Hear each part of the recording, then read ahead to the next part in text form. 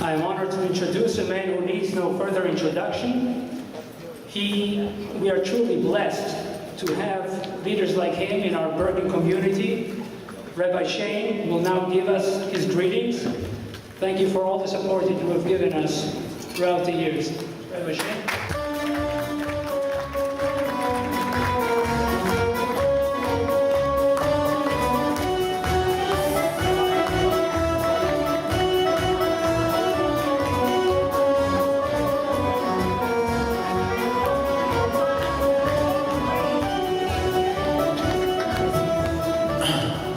If you wonder, what is the magic trick of Rabbi Mendy and Rabbi Tzindavora that everyone loves about them?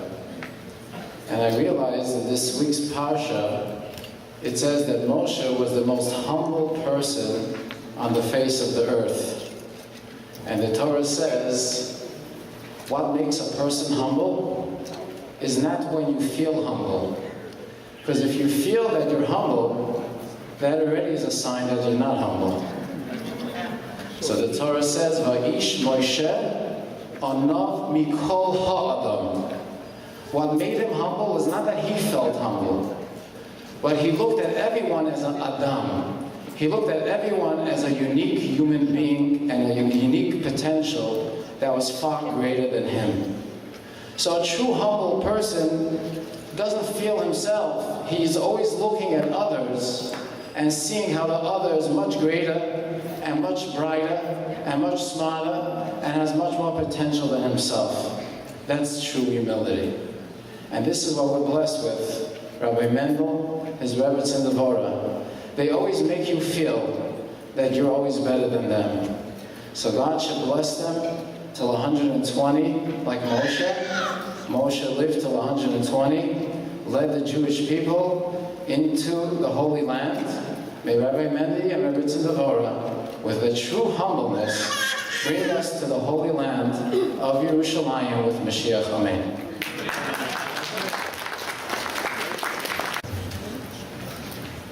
Thank you, Rabbi Shane. I honestly couldn't put it any better.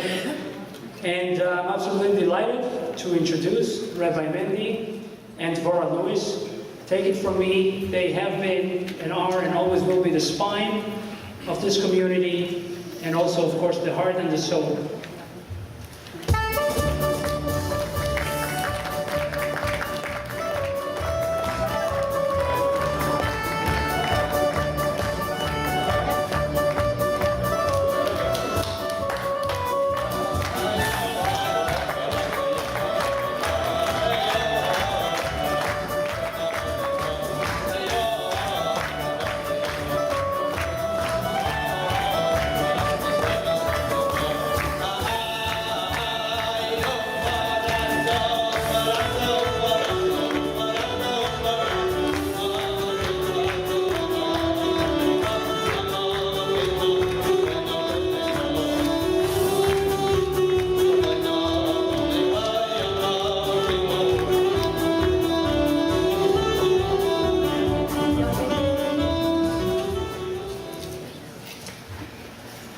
So Jeremy is about to be bar mitzvahed, and his parents want to figure out what kind of young man is this boy going to grow up to be.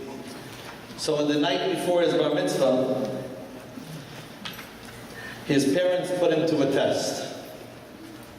On the kitchen table, they placed 3 items: a bottle of liquor, a Bible, and a $100 bill. Then they hid it, and they wait for Jeremy to come home from school. They figured if he takes the $100 bill, he'll be a businessman. If he takes the Bible, he'll be a teacher. If he chooses the alcohol, they're going to be in for a rough ride. So Jeremy comes home from school, he enters the kitchen, he walks over to the table, swipes the $100 bill, pours himself a l'chaim, puts the Bible under his arm, and he walks out. His mother looks at his father, and she says, Jeremy is going to be a Chabad rabbi. My dear friends, tonight, as we celebrate the 9th anniversary of Chabad of Old Tappan, we celebrate with the spirit of L'chaim, with warmth, with love. We celebrate the incredible achievements of our Chabad, particularly in the area of Torah, where we have seen significant growth during the past year.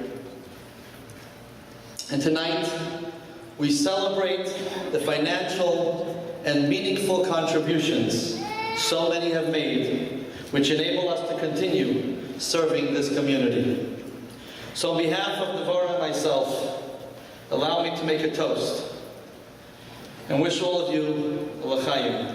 Baruch atah Adonai Eloheinu melech haolam baruch hu yagafen. Amen. L'chaim, l'chaim. Our sincere and deepest gratitude for each of you for coming out tonight and for making this possible. I also want to say L'chaim to Rabbi Shlomi and Mushki, our new addition, our fellow shluchim, who signed their lease today and will be moving, God willing, on July 1st into Old Tappan. L'chaim, l'chaim.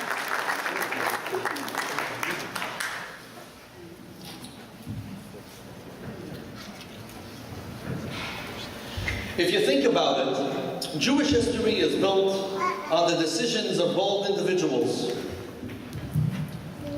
who take incredible leaps of faith in the service of God. One such momentous leap happened when the Jewish people stood at the shore of the Red Sea with the Egyptian armies in hot pursuit just behind them. The splitting of the Red Sea is one of the greatest miracles in Jewish history. So the Talmud asks, what caused this epic miracle? The Jewish people stood in terror on the shore of the Red Sea. Behind them, the Egyptians were closing in, and ahead of them loomed deep and dangerous water. The Jews were terrified. Many turned to God in prayer. And what does God tell Moses? Daber al bnei Yisrael v'Yisrael. Tell the Jewish people to move out into the water. But no one moved. Everyone was afraid of drowning. Suddenly, out of nowhere, came a man named Nachshon, the son of Aminadab. Without hesitating, he leaped into the raging water. And it was at that moment that the waters parted and the Jewish people were saved. According to our tradition, it was because of Nachshon's courage, heroism, and faith of God that the Almighty split the sea and saved the entire Jewish nation. And Jewish history moved forward. This is the story of our lives, and this is the story of Chabad of Old Tappan. It wasn't an easy task starting a congregation in a small town with practically no Jewish community or activity. And I know that for many who are now part of our community, our Chabad OT family, it wasn't an easy task to commit to joining a startup synagogue in a basement with a rabbi who wears a beard. But today, 9 years after the establishment of our Chabad in our basement, more than 100 people attend services and classes on a weekly basis, and close to 400 people attended Rosh Hashanah and Yom Kippur services this year. And I'm proud to say that more than 2/3 of our high holiday crowd participated this year in activities. The Rambam, Rabbi Moses Maimonides of the 12th century, regarded by many as the greatest Jewish philosopher, wrote that the world is sustained by the daring acts of people who are Meshugim. Nachshon was Meshugim. Friends, I'm happy to consider the Chabad of Old Tappan family as Meshugim. And Devorah and I express our heartfelt thanks and appreciation to all who have taken the brave steps to make this all happen.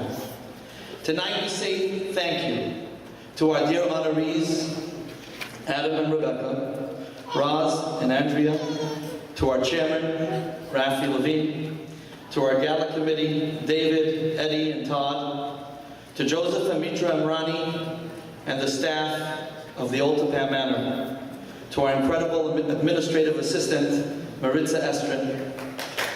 Thank you. And every one of you for your support financially and in so many other ways, helping us reach our goals, despite the sometimes teetering steps along the way. Tonight, I thank the Rebbe Rabbi Schneerson for his inspiration and guidance, and for his blessings that I've felt throughout the 9 years. There's a wonderful Yiddish phrase that the Rebbe would often quote for this kind of Meshuggah act. It's called Lechatchila Ariba, which means just jump. Jump over all obstacles and fears that come in your way. The story is told of a farmer's mule that once fell into a deep well. It's all over, thought the farmer. He figured the best thing was to bury the mule right there. He gathered extra workers and began to shovel dirt into the well. The mule was devastated. She panicked at first, but then something happened. As each shovel of dirt fell, she shook it off and stepped up. No matter how much dirt fell on her, the mule just shook it off and stepped up. Eventually, she stepped up and out of the well and walked away. She later sued the farmer for abuse, but that's a different story. Life presents us with all kinds of challenges, personal as well as communal. But we need to learn to go l'chatchila ariba. We need to learn to step up and to make that jump. Friends, as we begin the 10th year at Chabad OT, I stop to reflect on our challenges and our achievements. And I thank God for the strength and incredible blessings that enable us to celebrate 9 years with such a beautiful, loving, and caring community. At the same time as I reflect, I realize how much more we are capable of. We just need to jump. We need to jump as individuals in our own personal lives, in our relationship with others and with God, and we need to jump as a community.